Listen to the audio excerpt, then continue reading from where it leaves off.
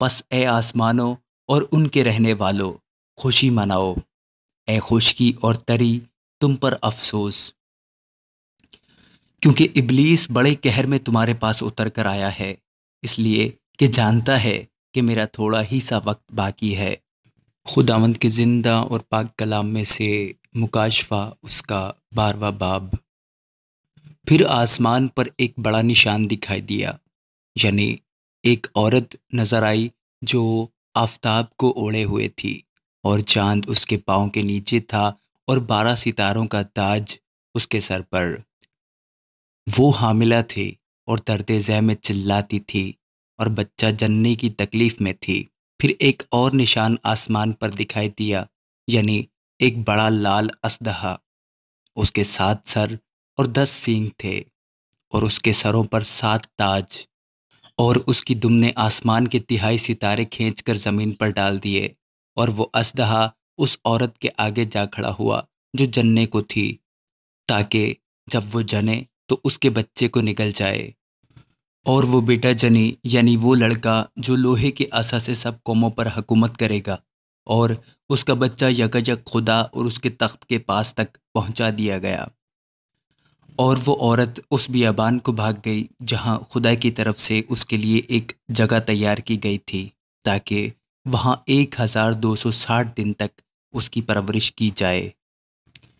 پھر آسمان پر لڑائی ہوئی، میکائیل اور اس کے فرشتے اژدہا سے لڑنے کو نکلے، اور اژدہا اور اس کے فرشتے ان سے لڑے، لیکن غالب نہ آئے، اور اس کے بعد آسمان پر ان کے لیے جگہ نہ رہی۔ اور وہ بڑا اژدہا، یعنی وہی پرانا سانپ جو ابلیس اور شیطان کہلاتا ہے اور سارے جہان کو گمراہ کر دیتا ہے، زمین پر گرا دیا گیا، اور اس کے فرشتے بھی اس کے ساتھ گرا دیے گئے۔ پھر میں نے آسمان پر سے یہ بڑی آواز آتی سنی کہ اب ہمارے خدا کی نجات اور قدرت اور بادشاہی اور اس کے مسیح کا اختیار ظاہر ہوا، کیونکہ ہمارے بھائیوں پر الزام لگانے والا جو رات دن ہمارے خدا کے آگے ان پر الزام لگایا کرتا ہے، گرا دیا گیا۔ اور وہ برہ کے خون اور اپنی گواہی کے کلام کے باعث اس پر غالب آئے، اور انہوں نے اپنی جان کو عزیز نہ سمجھا، یہاں تک کہ موت بھی گوارا کی۔ پس اے آسمانوں اور ان کے رہنے والوں، خوشی مناؤ، اے خشکی اور تری تم پر افسوس،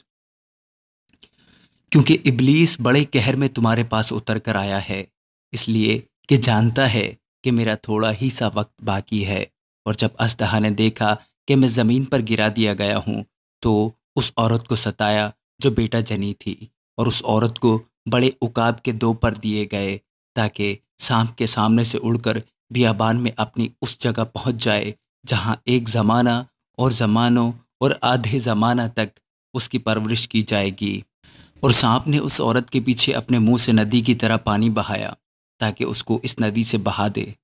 مگر زمین نے اس عورت کی مدد کی اور اپنا منہ کھول کر اس ندی کو پی لیا جو اژدہا نے اپنے منہ سے بہائی تھی۔ اور اژدہا کو عورت پر غصہ آیا اور اس کی باقی اولاد سے جو خدا کے حکموں پر عمل کرتی ہے اور یسوع کی گواہی دینے پر قائم ہے، لڑنے کو گیا۔ آمین۔